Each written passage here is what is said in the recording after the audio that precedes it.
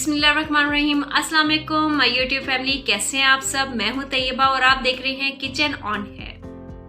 Viewers, आज मैं आपके साथ जूसी ग्रिल्ड फिश की रेसिपी शेयर करूंगी। बहुत ही मज़े की और हेल्दी एंड टेस्टी बनती है। दरियाई फिश है। तो चलें व्यूअर्स, अब हम बनाना स्टार्ट करते हैं।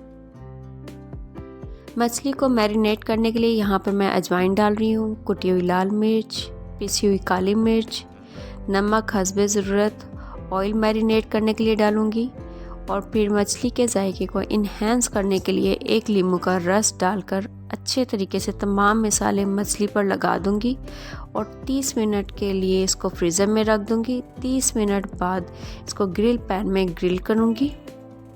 यहाँ पर मैंने कुकिंग ऑयल से ग्रिल पैन को ग्रीस कर लिया है और जैसे ही अब पैन गर्म होगा तो मैं इसके ऊपर फिश ग्रिल करूँगी।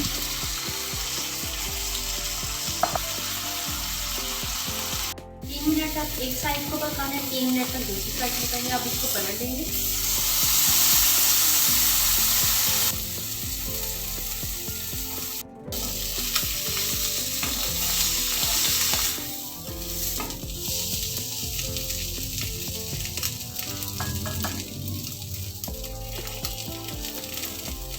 ये थी आज की रेसिपी जूसी ग्रिल्ड फिश। बहुत ही मज़े की टेस्टी बनती है।